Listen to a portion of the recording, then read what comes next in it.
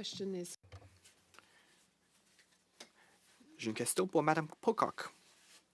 Vous avez écrit un article publié en 2021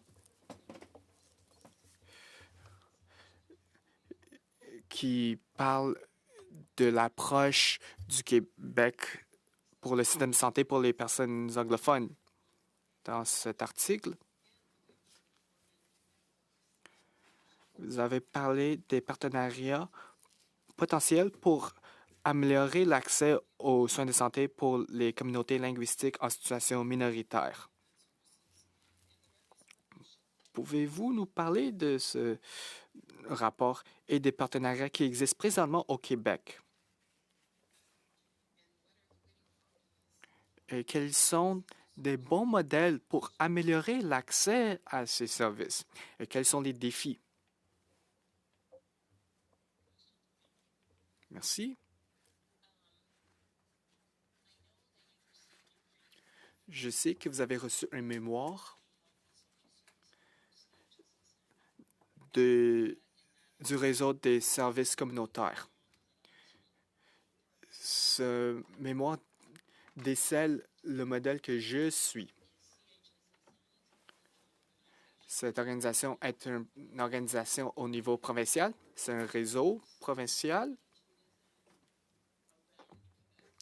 Et ce réseau a 22 chapitres à travers le Québec. Et c'est la raison pour laquelle on l'appelle un réseau.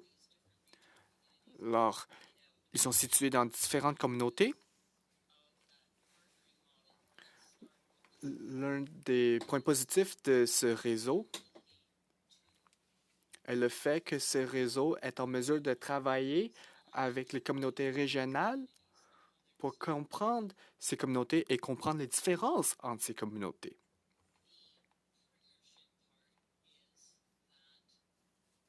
Quant au partenariat, dans ces organisations communautaires, beaucoup de ces communautés étaient ici depuis très longtemps. Elles ont travaillé dans la région.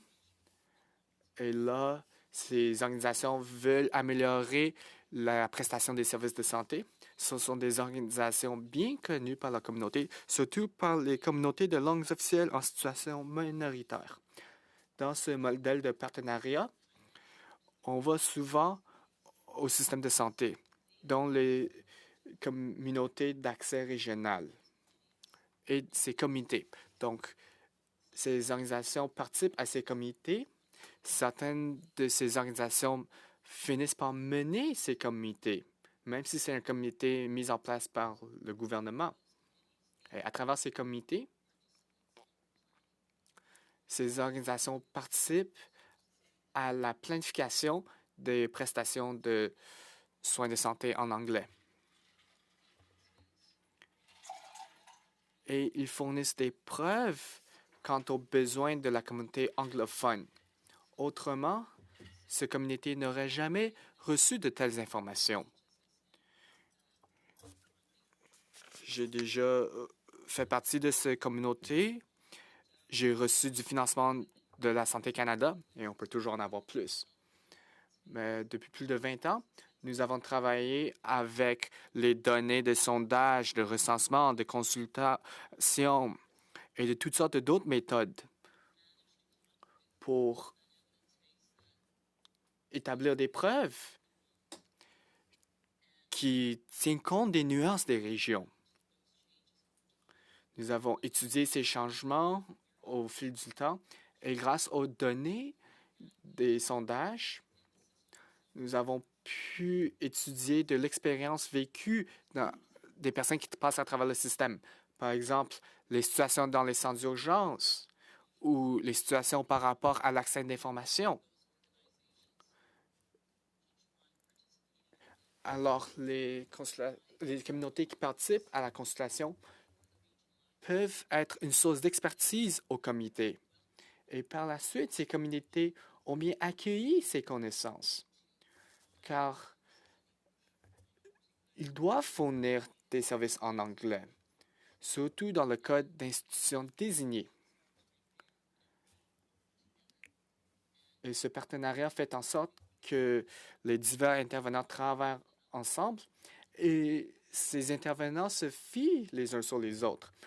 Beaucoup d'organisations communautaires sont appelées par le gouvernement pour fournir plus d'informations au sujet de la communauté pour que le gouvernement puisse fournir des programmes plus propices à la communauté. Ce modèle de partenariat a aussi créé ce que j'appelle le modèle de liaison.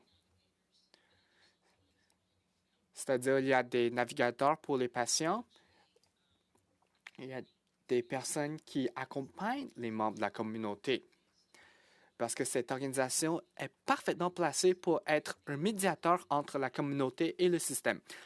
Ils connaissent bien les besoins de la communauté et ils connaissent bien le système.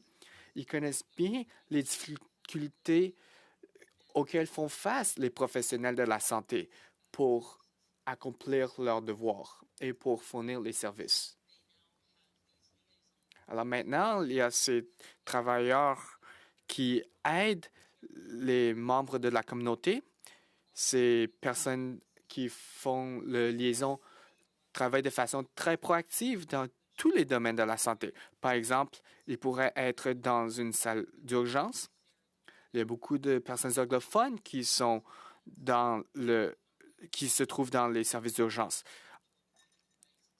parce qu'ils ne reçoivent pas souvent des bons services et ceci fait en sorte qu'ils n'ont pas d'autre choix que de venir aux urgences. Et c'est difficile de trouver des services en anglais. Ça coûte aussi très cher au système, surtout lorsqu'on doit soigner quelqu'un aux urgences. Mais ce modèle de partenariat a créé les fondations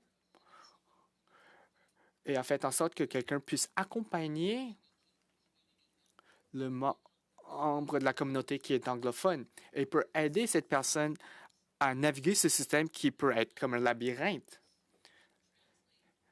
On peut aider ce patient par la traduction pour lui aider à comprendre les documents, à comprendre les diagnostics et à comprendre les traitements nécessaires.